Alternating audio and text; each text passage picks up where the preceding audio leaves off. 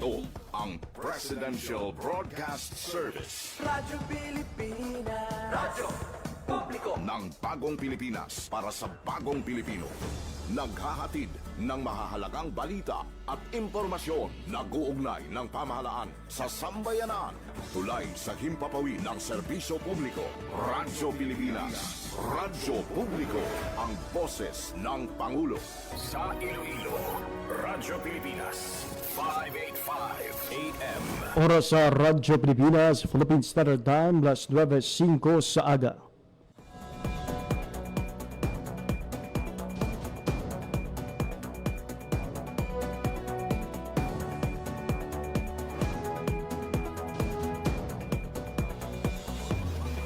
Western Visayas, Panay Island na tinamaan itong island-wide blackout. Ang pagsunod mo gid sa maasim watershed. Pinaka-purpose nila ini para sa operation nato. We have that in collaboration with the Department of I am Health. again standing up. Mapiktahan ang ila freedom of expression. Sa Office of Civil Defense naman po. Balita, issue, kag iban pa. Diri sa Radyo Pilipinas. Radyo Publiko.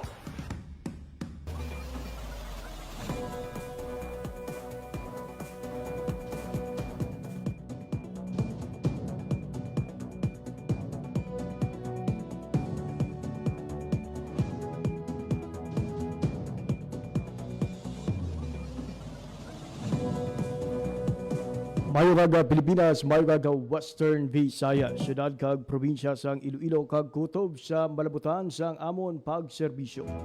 Ding kaman nga bahin sang kalibutan nagahatag kami sang katahuran mayong aga good morning sa inyong tanan.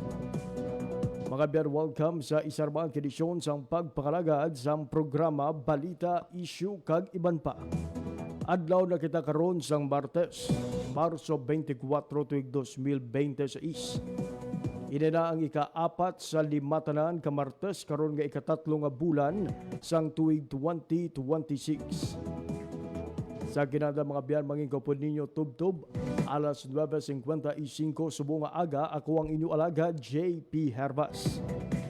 Sa aton mga sukitag palamati all over Western Visayas, provinces sa Baclan, Antique, Capiz, Guimaras, Iloilo kag Negros Occidental, maayad-ayad nga aga sa inyong nga tanan. Ginatami naman sa isa ka ayad nga aga ang tanan nga mga overseas Filipino workers and Filipinos living abroad na nagapudman sa atong nga pagpakalagad pinaagi online. Ang palatuntunan, balita, issue kag iban pa mabatian live sa 585 kHz sa lisuan sang inyong radyo subuman sa atong official Facebook page ang Radyo Pilipinas Iloilo. Sa aton nga pagpakalagad sa mga adlaw sa Martes, mangingkapod naton mga biyan ang Department of Agriculture Western Visayas, particularly si Ma'am Karen Laureco Mijares, ang Agriculturist 2 and YFC Western Visayas Alternate Focal Person. Agud hibaloon mga biyan ang nanghin journey sang aton sining Season 5 sang Young Farmers Challenge. Sining karon lang mga biyan, ginhingadla na ang top 35 finalist sa sining prestiyoso nga kompetisyon sang Department of Agriculture kung sa diin liwat nga nagpangibabaw ang Western Visayas. Nakuha sa kreyon mga biyan ang may pinakamadamo nga numero sang delegasyon sa siniiyang kompetisyon. Out of the 7 regional winners nga ginpadala para sa pagpaidis-indis sa national level, anong mga abyan ang tigayon nga nakasulod sa top 35. And this is the highest number from all the participating regions sa Young Farmers Challenge Season 5. Ganibalo nato mga biyan, sa hindi lamang madugay, ano bala nangin sekreto sang DA Western Visayas kung nga napabilin sini ang maraming record sa Young Farmers Challenge kag ano na ang mga pagpanghanda. Bangod ang Iloilo City Maabian ang ginhingadlan nga mangin tagbalay sang national awarding or the national last round sang siniiyang kompetisyon. Bantayan mga biyan ha, sa digid lamang malugay.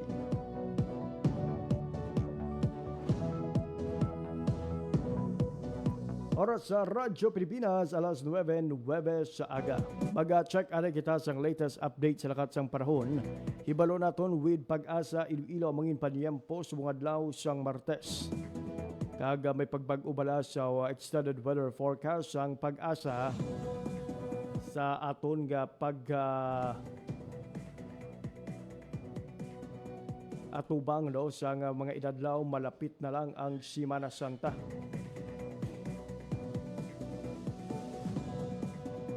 Samtang istoryahan naman sa atong pagpakalagad sa mga aga mga biyan ang pila ka mga development o kasunod sa nga prayon nga pagsaka sa presyo sa produktong petrolyo sa mga kauturan naton nga naga hulat-hulat siyang update sa presyohanay siyang gasolina. O, sa aton sining nga pag-monitor mga biyan masobra sa 10 pesos ang ginsaka sa presyo sa gasolina sa mga gasoline station dari sa syudad sang Iloilo.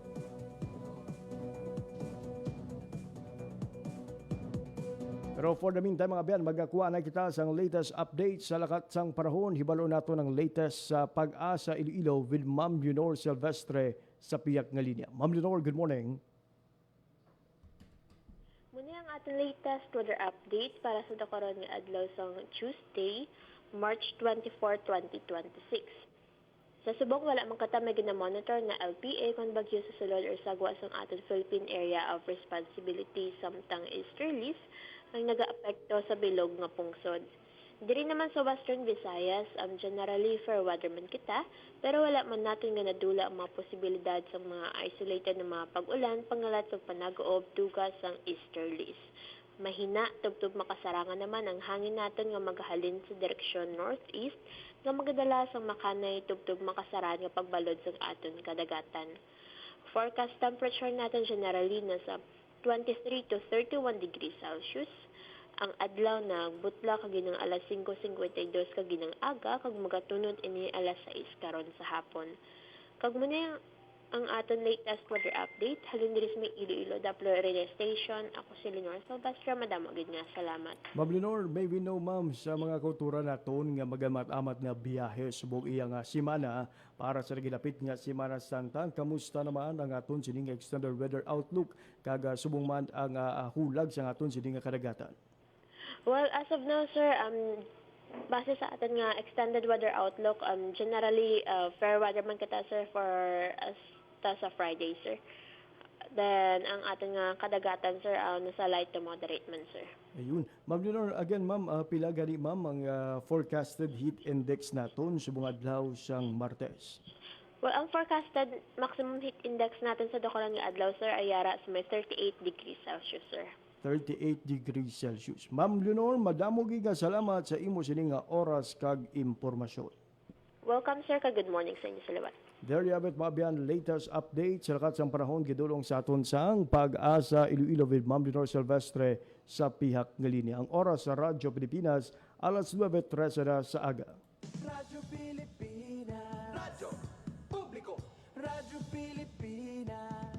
Mga biyan sa aton nga pagparumbalik, mangin po na nato ng aton bisita of the day, si Ma'am Karen Laureco Mijares, ang Agriculturist 2 and YFC Western Visayas alternate focal person sa aton nga interview. Pagkatapos lamang sang pila kapahanumdum.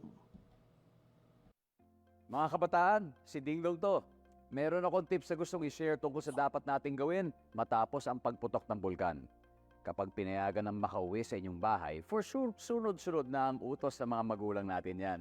Pero, wait lang ha, siguraduhin may takip pa rin ang bibig at ilong dahil masama sa kalusugan ang paglanghap ng volcanic ash. Walisin din muna ang mga naipong abo sa bubong, pinto at bintana bago ito basain. Bibigat kasi ang abo kapag nabasa ito. At syempre, huwag itapon ang abo sa kanal kasi naku, magbabara yan. O ngayon, alam mo na ha, good luck na lang sa mga utos ng magulang mo. #panatag ang may alam. Maging panatag Pilipinas. Regular na preventive maintenance, malinis na air filter, fuel injectors at engine oil, may savings ka na aabot sa 2%. This is a public service announcement from the Department of Energy and this station. Time to celebrate kulturang Pinoy. Tradisyon, musika, sining, literatura at iba pa. Anything and everything fun and Filipino. Ito ang Pinoy Kultura. Ikaw ba ay naharana na? Tunawin mo sana. Sabi nila, ang harana ay isang matandang tradisyon ng pangliligaw sa Pilipinas na unti-unti nang nakakalimutan. The harana or the serenade first gained popularity in the early part of the Spanish period. Ang manliligaw o nanunuyo ang siyang kumakanta at pag sinuwerte, sila ay papapasukin sa bahay. Pag minalas, water gets thrown at them or sometimes even worse things. There's a website that actually books haranas for you to experience this widely known tradition. Sa iyong palagay, Uso pa ba ang harana? Yan ang Pinoy Kultura because our culture is cool. This is a public service announcement. Isang paalala mula sa National Telecommunications Commission, National Capital Region o NTC-NCR. Ang kanilang Oplan Contra Tax Scams. Oplan Contra Tax Scams. Binabalaan ng publiko na sakaling kayo ay makatanggap ng kakaibang text messages sa mga di kilalang numero o di kaya ay mga text messages na may kahina-hinalang mga link. Huwag pansinin, huwag pindutin, huwag i-click ang link. Huwag i-click ang link. Ipagbigay alam agad sa NTC website ntc.gov.ph o kaya'y sumulat sa kanilang email na contratextcam@gmail.com. Sa mga panahong ito, huwag padaya, maging wais na magla. Makibahagi sa Oplan Contra Text Scam. This is a public service announcement. Public service announcement from PBS, Presidential Broadcast Service, and Radyo Pilipinas. Para sa Radyo Pilipinas, Philippine Standard Time, last 12:10 sa isda sa aga. Sige hapon nagapamatgabo sa pagpakalagad sa programa Balita, Issue kag iban pa. Radyo Pilipinas. Radyo Publiko. Radyo Pilipinas. Mga abyan, as mentioned earlier, mangingko po natin sa atong pagpakalagad subong aga ang agriculturist 2 sa Department of Agriculture Western Visayas nga nagasabi man nga alternate focal person sang Young Farmers Challenge sang Region 6. Kaupo naton via Zoom si Ma'am Karen Laureco Mijares. Ma'am Karen, good morning and welcome sa pagpangalagad sa programa Balita, Issue kag iban pa. Good morning, Sir JP. Good morning, everyone. Sa tanan nga nagapamati sa ining nga programa. Good morning, Ma'am Karen. For those, ma'am, nga first time mabatian ang tuhoy sa Young Farmers Challenge o kun YFC, ano bala ang Young Farmers Challenge? Ang Young Farmers Challenge Program o YFC ang mga programa sa Department of Agriculture nga nagahatag kahigayunan sa mga pamatanon nga maging agri-entrepreneurs. Isa ini ka competitive financial grant assistance program para sa mga kabataan nga may edad 18 to 30 years old nga may agribusiness idea nga may profitability at viability potential. Diri kinabiligan sila pinaagi sa training, mentoring kag financial grant para mapatindog ang ilang negosyo sa agribusiness. Ayun. So katuyuan gid sini ma'am nga mainganyo ang aton sining pamatanon no nga magka-interest sa aton sining pagpanguma. Ma'am Karen, may we know no humalin siyang ginbuksan ang ining Young Farmers Challenge. Do kadamo gid ma'am sang tuig-tuig nga naga-attend o kung naga-participate for season 5 sang Young Farmers Challenge.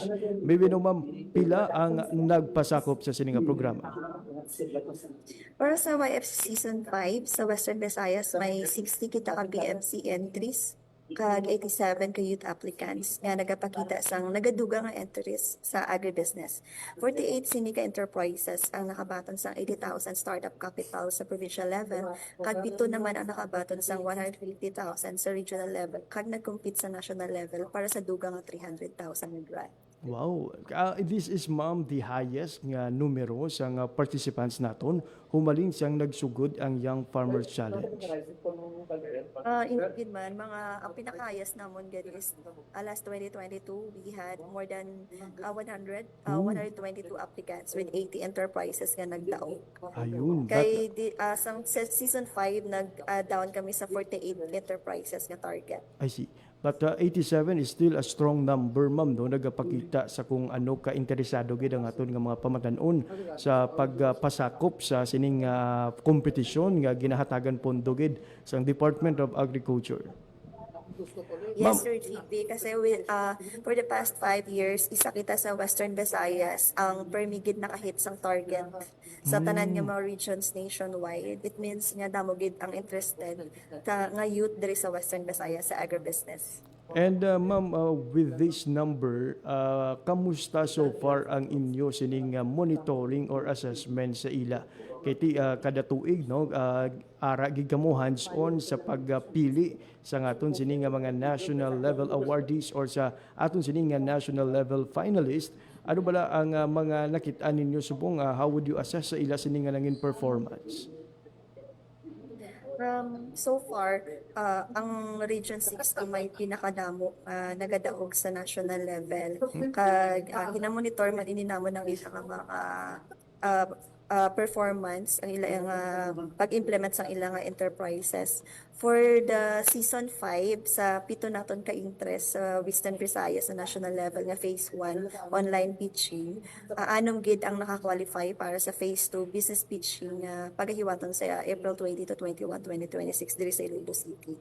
So makita gid nga ang ilang handaan, innovation kag dedikasyon nga i-represent ang Western Visayas sa national stage.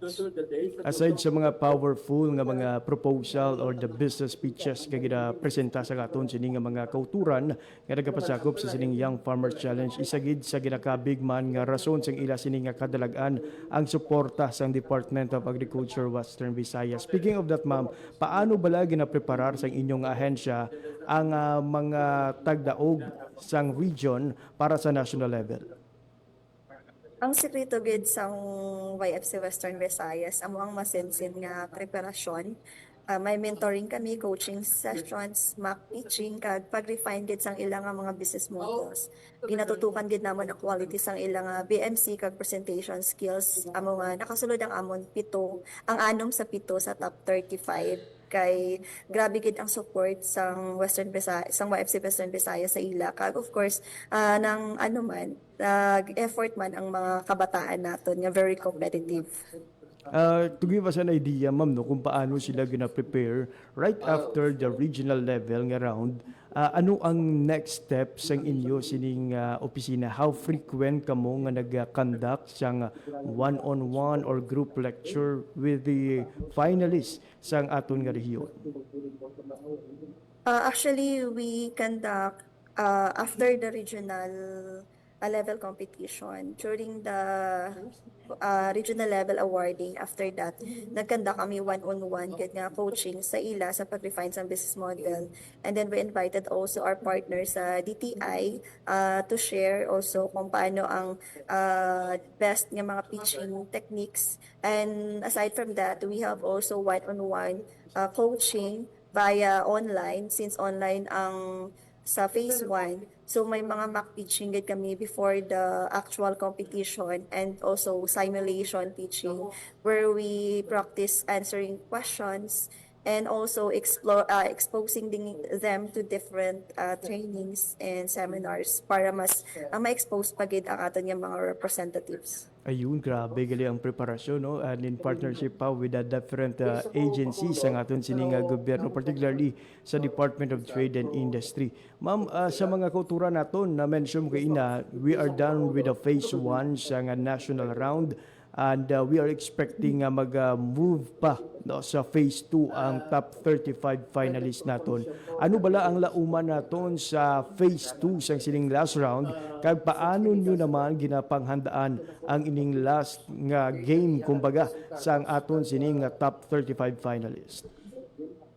Bali sa phase 1, out of 105 nga qualifiers nationwide, 35 lang ang nakasunod sa phase 2, and out of 35, we have 6 representative from Western Visayas. So for final round, mas intense gid ang competition kay face-to-face na ang business pitching, kag mas baskog ang mga panel of judges. So we are ginadoble, triple ang preparasyon. Actually, we have deadline na for refining our BMC this Friday. And we will also conduct advanced coaching, bali face-to-face na siya nga coaching, panel simulations, pag-polish sang ilang nga mga BMC para mas competitive sila sa national level. And also, we'll be preparing for our mga sample nga products ng aton mga kabataan kaysa face-to-face pitching, they are allowed to bring sample products para mas ma-showcase pag ilang ang business model. And we will invite again our partners from different government agencies and other banner programs of the Department of Agriculture nga mga technology expert para makabulig sa amon sa pag-prepare sa aton nga mga representatives sa phase 2 sa competition. I see. Ma'am, if I got it correctly, ang phase 1 of the national round, virtual lang iya, ma'am, hindi siya face-to-face. Yes po, sir. Kasi sila 105 kabilog. So medyo gasto siya face-to-face. I see. Pero ma'am, ano siya, back to zero ni siya, ma'am? Wala na bearing ang ila sining nga nangin performance sa phase 1, back to scratch liwat ang aton sining nga mga top 35 as they compete for the phase 2. Yes, sir. Back to zero. Kasi sa phase 1, lain ang judge. Bali, they are panel of coaches from private mga sectors. So, sa second round, lain ang panel of judges. Combination sa isang private and then government, national government agencies representatives. Ma'am, do you have the list right now sang aton sini anom ka finalist nga pakigbahin sa top 35 o kung sa phase 2 sang siniiya nga kompetisyon? Sir, we have sa production category, we have two. We have the Ferncrest Dairy Farm from Buena Vista, Guimaras, and the Abacadabra from Libacao, Aklan.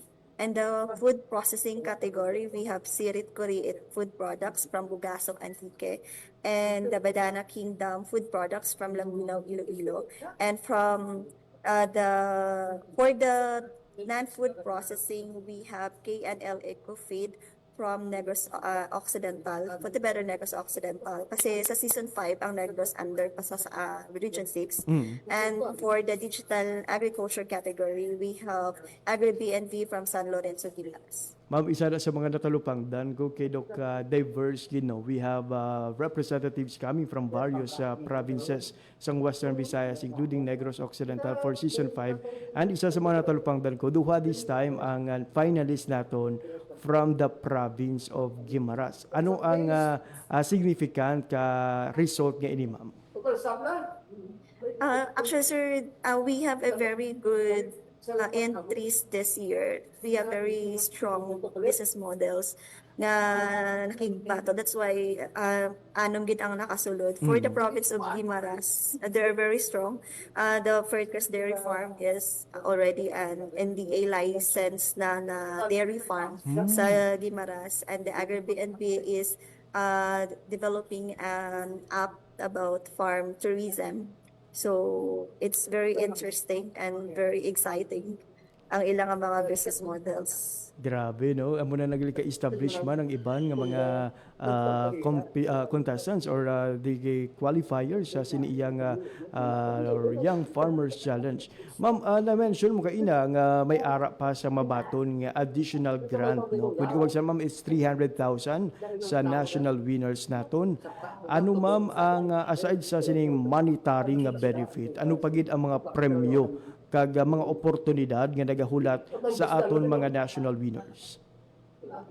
So, aside sa 300,000 additional financial grants sa aton mga national winners, of course, they will be given national recognition, a plaque, a certificate. But aside from that, they will be given also opportunities, business opportunities. Kaya may ara man kita, sir, sang business conference nga pagahiwatan on April 22, where the National Program Management Team of the YFC invited various business from private sectors nga mga buyers, mga investors.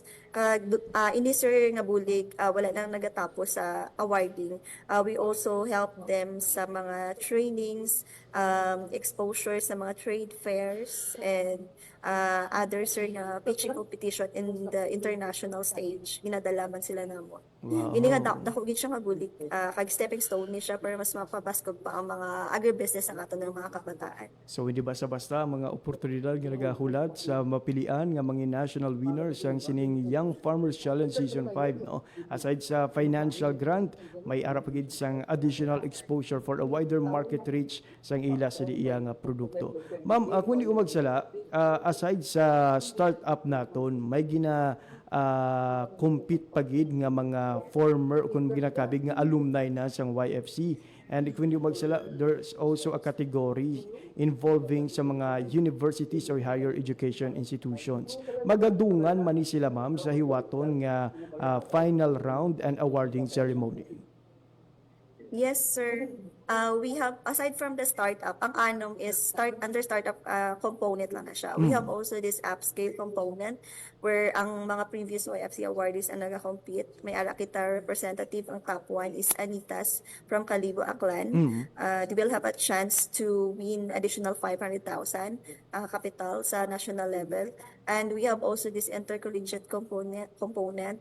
This is a competition between the SUCs nationwide. So we have representative the Night Bulbs from the Technological University of the Philippines, Visayas from Talisay City, Negros Occidental. I see. And ang tatlo ni sir ka component nga business pitching will be conducted on April 19 to 22. So back to back na siya sir ang event namin. And then 23 will be the national level awarding ceremony. Ayun, so hindi lang basta startup gali ang ato sa Dilauman. We have still the level up, ang scale up ma'am, no? And the other one is the Battle of Intercollegiate, ang mga SUCs naman. Ang Anitas and the Night Bulbs ang TUP Visayas ma'am, automatic na ini sila nga mag-compete or they will still undergo sa phase 1 man kaangay sang aton sining startup nga mga qualifiers. Automatic na sir kasi sila ang nag-top 1 sa Western Visayas. I see. Ma'am, na-mention kainan nga ang aton nga syudad sang Iloilo will serve as the host sang siniiyang kompetisyon ang awarding na talana sa Abril kag diri mismo sa syudad sang Iloilo ang iniiyang nga final round. Ano naman ang inyong mga pagpanghanda para sa pag-host sang sini nga kahiwatan?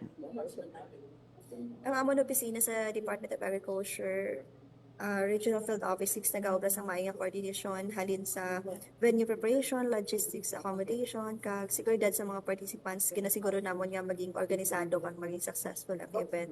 Actually, since January pa kami ocular and meeting with the National Program Management Team together also with the representative from the Office of Senator Amy Marcos because she will be gracing our event together with our Secretary of the Department of Agriculture, Sir Kiko Chulauren, on April 23. I see. Ma'am, na-share bala sa DA Central Office or the DA AMAS kung ano ang rason kung nga Iloilo among all cities and provinces ang napilian nila nga mag-host sa Season 5 National Awarding Ceremony? Actually, sir, handong pagdumot ginig ko nila nga dirigid sa Region 6 Hiwaton ang Season 5, since this is momentous event, kay ikalima na siya nga tuig sa YFC, and Region 6 also, as I mentioned, ang may pinakataas na number sang national awardees. And of course, Iloilo City is very known as a gastronomic city. Namit atong pagkaon. Nagsikat kita dito sa malimpyo nga lugar. Kag we have also the Iloilo Convention Center nga manami man nga makacater gid sang mga big national events. Ayun. So muna ilan napilian ang Iloilo Convention Center. So kadamo sa rason no kagkabay this would serve as an opportunity man sa iban nga mga Young Farmers Challenge qualifiers no to visit sa mga successful stories sang YFC Western Visayas. Kung sa kada tuig daw hindi gid magpaperde o kung daw hindi gid maasi-asi ang mga qualifiers from our region. Ma'am, do you have the number kung pila ang ginalauman naton nga magapasakop for this YFC aside from the delegation, pila ang ginalauman naton nga nga o kuna aside sa mga contestants pila ang ginalauman naton nga delegation for this national competition? For the national competition, sir, and business conference, we have estimated 385 attendees. And for the national awarding ceremony, we are expecting 565 participants. May ano ma'am, what's the reason kung may addition iya sa awarding ceremony nga 200? Are we expecting more guests to come sa siniiyang awarding ceremony? Yes, sir. We will be inviting the local chief executives and other youth also from Region 6. I see. Pero ma'am, ang ining national level nga awarding and business pitch ma'am naton, ano ni siya ma'am, pitching lang gid ni siya ma'am, no? Wala ni siya ya daw side events like there will be a forum where nag-present ang mga qualifiers naton. May ara, sir, as I mentioned, back to back na siya ng mga event. Sa 19th, we'll have a welcome dinner and opening ceremony on the 20th. After the opening ceremony, start the pitching competition. And while doing pitching competition, may ara kami business innovation tour na i-conduct, and then business conference on April 22 and on April 23, awarding ceremony and meetings with the program management team and the national awardees. I really thought nga gina-refer kay nga back-to-back is that may competition sa scale up, may competition sa startup, and may competition sa intercollegiate. So may ara pagidigli mga conference kaga tour nga lauman nga mga side events sa siniiyang aktibidad. Yes, sir. Aside sa back-to-back competition, may mga side events pa din. Ayun. Ma'am, ano naman ang imo sini nga minsay kay for sure no with the success of YFC diri pa lang sa atong nga rehiyon, madamo na karon sa mga pamatan-on ang handom kag dumot man nga makasulod sa YFC kag makakuha sang pondo para matuman kag mapasangkad pagid ang ilang agri-negosyo. So I will take this opportunity na lang to promote the YFC Season 6 will be opened on May.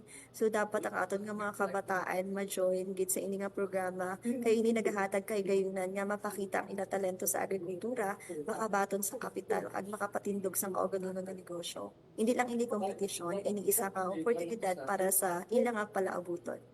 Ma'am, for guidance ang mga taga Negros Occidental, because you've mentioned that the Negros Occidental is still part of the Season 5 no, sang DA Western Visayas. For Season 6, ma'am, diri sila sa gihapon mag-upod sa aton or they will join na sa DA NIR nga YFC? They have separate fund na for YFC Season 6. So, separate na gid sila. So, sorry na lang sa aton mga abyan sa Negros Occidental. Magkalaban na tayo this year. No, mga kompetensya na for the slot, kumbaga sa national round. Ayun. Ma'am, Ma'am Karen, for sure you are not alone in this journey. Madamo sa mga tao, madamo sa mga organisasyon nga nagbulig sa inyong opisina, sa inyong team, no, nga maging successful ang YFC Western Visayas. May mga luyag ka ba naman pasalamatan before I ask for your closing statement?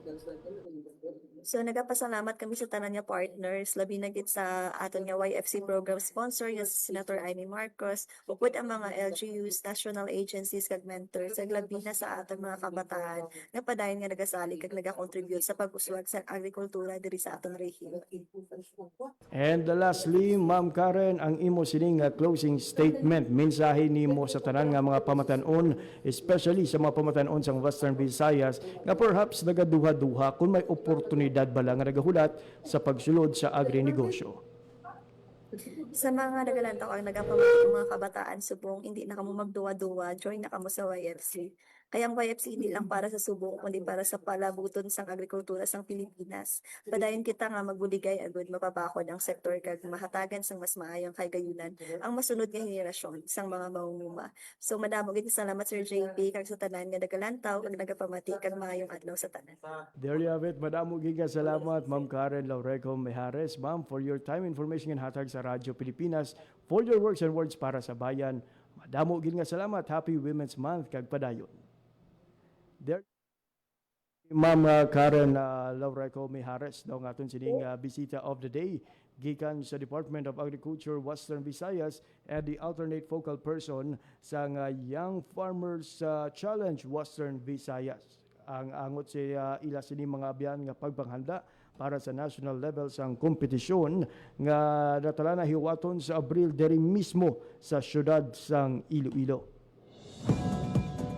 So, hindi basta-basta mga biyan ang ginagyan sa aton sining nga mga national level qualifiers. Kag hindi basta-basta ang nangin performance sa aton sining nga rehiyon. Imagine out of the 7 ka contenders nga ginpadala mga biyan sa aton sining rehiyon sa national level phase 1. Anom sa ila ang magasulod kag magapa-indis-indis sa last round ang phase 2 which is the live business pitching. Kag look forward gadaton ang kadalagan sang anom nga ini. Ang magadaog mga biyan magabaton sing additional 300,000 pesos para pasang karon pang ila sining agri-negosyo kag subong man iban pa nga mga plano para sa ila sini iyang kaumahan. Alas 9:40 sa aga. So bantayan mga biyan ha sa masunod pagid nga mga kahigayunan ang mga updates samtang nagahilapit kita sa Young Farmers Challenge awarding ceremony. Nga as I mentioned mga biyan pagpanagbalayan sang Iloilo City. Congratulations again sa aton sining mga national qualifiers, top 35 finalists from Region 6.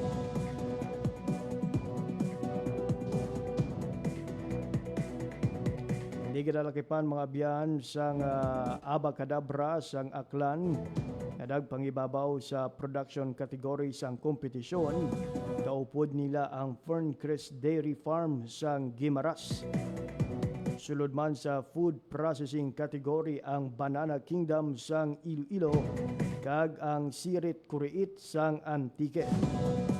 Mag-aabante man ang K&L Eco Feed sang Negros Occidental sa non-food processing category. Kag completing the list mga biyan sa top 35 qualifiers from Region 6 ang Agri-BNV sang Guimaras sa Digital Agriculture. Ang anom ka finalists as mentioned mga biyan, liwat na magasambuwa sa head-to-head business pitch competition nga natala na hiwaton sa aton syudad sa maabot nga Abril. Let's send our prayers mga biyan kag support para sa kadalagan kag sa meaningful gid nga experience sa aton sining nga mga YFC regional winners nga now part sang top 35 national finalists. Alas 9:42 sa aga. Maghatag lang kita sang malipot nga pahanumdom sa aton nga pagpalumbalik mga biyan dugang nga mga balita kag impormasyon. Aton nga pagapatpaton pagkatapos lamang sang pila ka pahanumdom. Maging fuel efficient, siguraduhin na walang bagahe na di kinakailangan sa sasakyan. Magmaneho ng wasto at iwasan ang idling. May savings ka na aabot sa 15%. This is a public service announcement from the Department of Energy and this station. This is a public service announcement. Discipline is the key. Umiwas sa aksidente sa daan. Ang pagmamaneho ay may kaakibat na responsibilidad, hindi basta mapaandar lang ang sasakyan.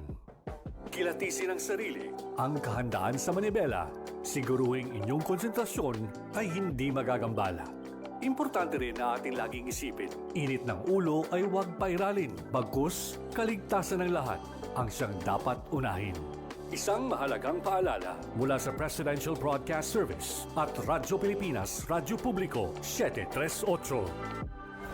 This is a public service announcement. Public service announcement from PBS, Presidential Broadcast Service at Radyo Pilipinas, Radyo Publiko, 738. Radyo Pilipinas is on Viber. One tap and swipe. Nandyan na lahat. Receive credible news and information. Pati mga trending topics at videos. Sure na meron dito niyan. Stay on track with Radyo Pilipinas on Viber. Pick up real news. Catch the latest and biggest stories. Search Radyo Pilipinas on Viber and hop in to our community.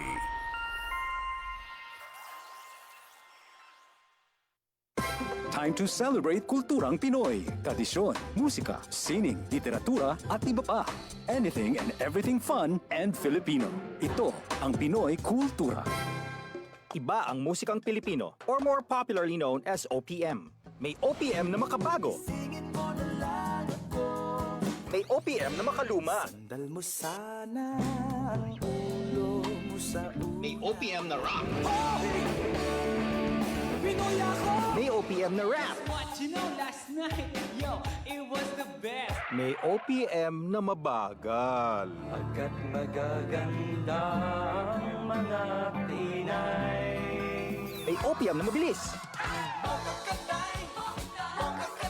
May OPM na Tagalog. Ang himig natin. May OPM na English. Bahagi ng ating kultura, noon, ngayon at magpakailanman. Anumang OPM ang hanap mo, isa lang ang masasabi ko.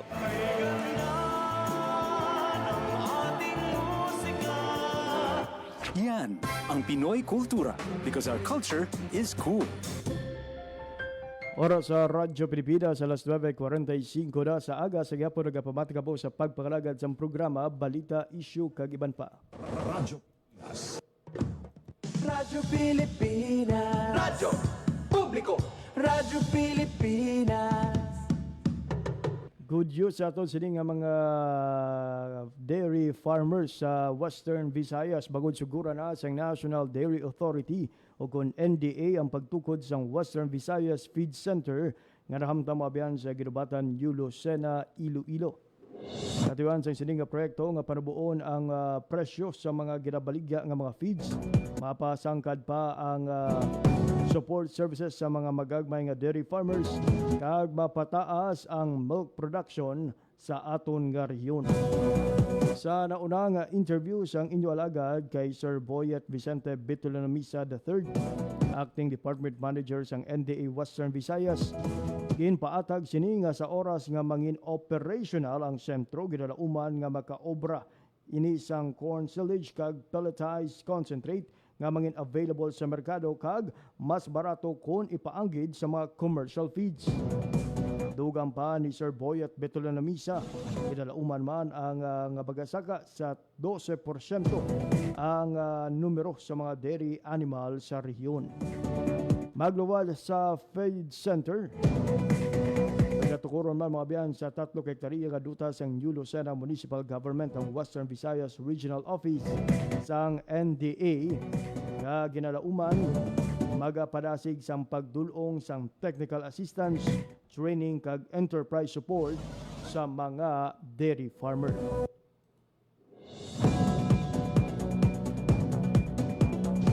Look forward mga biyan nga soon mangin operational na ang sining feed center kag regional office ang NDA o National Dairy Authority sa Banwasang Yulo Sena. Kag thank you man sa Yulo Sena Municipal Government sa paghatag sa inyo sini 3 hektarya nga duta just to support our NDA as they continue to serve sang aton nga mga dairy farmers diri sa Western Visayas. Alas 9:47 sa aga, lista mga biyan magakuha kita na isang update coming from Department of Education Western Visayas. Amat-amat na sa paghiwat sang ila sini nga mga closing exercises ang mga pribado nga bulutuan sa aton nga rehiyon. Ibaloon naman naton ang mga schedule sa mga aktibidad para sa public schools kung pampubliko nga mga bulutuan sa Kabisayan na katungdan. Nagparaidat hatag sa aton ang detalye sang balita Kuha naton ang live report ni Lodi Marian Grace Erenieta. Radyo Pilipinas. Radyo Pilipinas. Report. Lods, good morning. Lods, good morning. A week na lang from now, no, magahiwat na sang end of school year na sang aton nga school year 2025 to 2026 sa mga pampubliko naton nga mga buluthuan. Lods, gi-mention nimo no kung sa mga private schools no amat-amat na sila nga nagahiwat sang ilang nga graduation ceremony diri Lods sa aton sa mga public schools. Gina-emphasize gid sang aton nga Department of Education Western Visayas nga wala sang anuman or sinuman nga individual ang allowed nga mag-collect no sang any kind of contributions o konfino sa mga learners o kung sa aton man nga mga ginikanan. Amo gid ini Lods no gin-emphasize sang aton no nga Department of Education kiti ang last day sang aton Lods no nga school year 2025 to 2026 will be on March 31. So prior to that Lods no may ara kita sang mga buluthuan nga magahiwat sang moving up kag sang graduation naton. Sa graduation naton Lods sanay sino bala no nagagraduate. Amo ini sila Lods no ang mga grade 6 naton kag ang grade 12.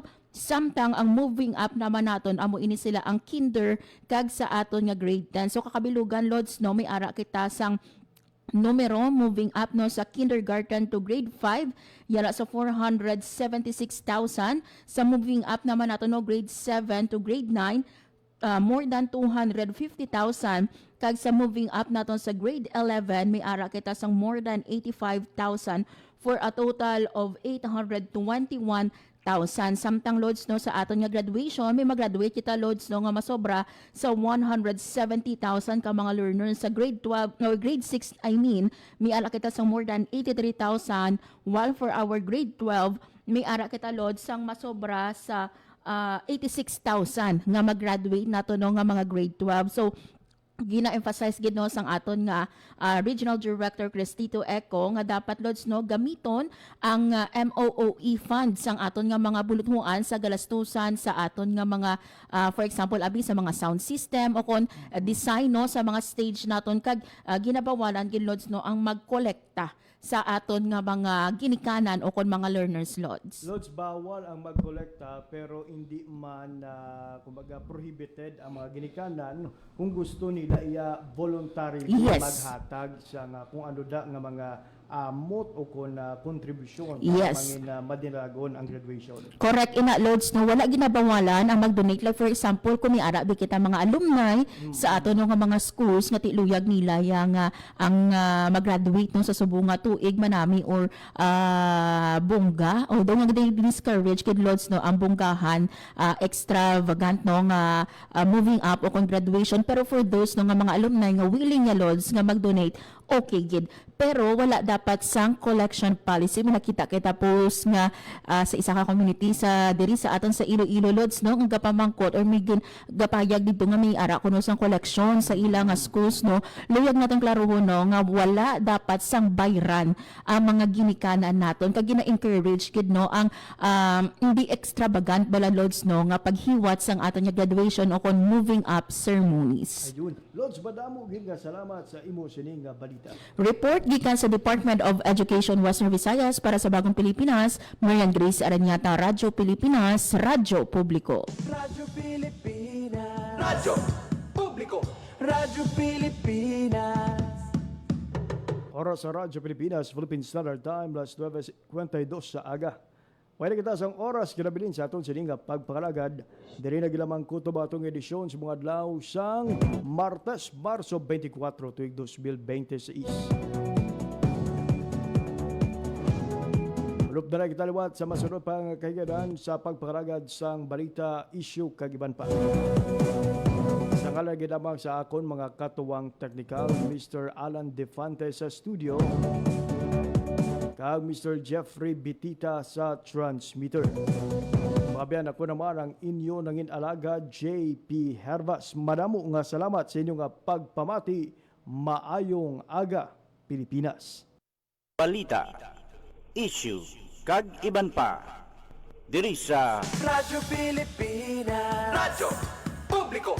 Radyo Pilipinas. ang inyong tulay sa himpapawid ng serbisyo publiko. Ang Presidential Broadcast Service, Radyo Pilipinas, Radyo Publiko. Radyo Pilipinas. Radyo Publiko. Kinilala ng pang-international at prestigyosong Asia Pacific Broadcasting Plus Awards 2025 para sa kategorya ng Government Streaming. Ito ay dahil sa epektibo nitong pagsasanib ng mga tradisyonal na media tulad ng telebisyon, radyo at print para masabayan ang mabilis na pag-inog ng mundo ng digital at social media tungo sa mas epektibong paghahatid ng mahahalaga at napapanahong mga impormasyon sa mamamayang Pilipino. Kinilala rin ang Radyo Pilipinas dahil sa patuloy na pag-akyat ng rating. Ngayon ay matatag sa pang-4 na pwesto sa Mega Manila ayon sa pinakahuling Nielsen Radio Audience Measurement Survey. At sa social media, nakamit ang mahigit 2,000% pagtaas ng bilang ng mga sumusubaybay sa Radyo Pilipinas page sa unang bahagi ng 2025. Patunay ito na ang inyong Radyo Pilipinas Radyo Publiko ay tunay na kaagapay ng inyong pamahalaan sa paghahatid ng serbisyo sa mga mamamayang Pilipino. Mula sa aming lahat, sa ngalan ng inyong pamunuan at mga kawani ng Presidential Broadcast Service, kasama ang inyong mga himpilan ng Radyo Pilipinas sa buong kapuluan, Maraming salamat po sa inyong lahat, sa inyong pagtangkilik at pagkilala. Radyo Pilipinas. Radyo Publiko. Radyo Pilipinas. Radyo Publiko.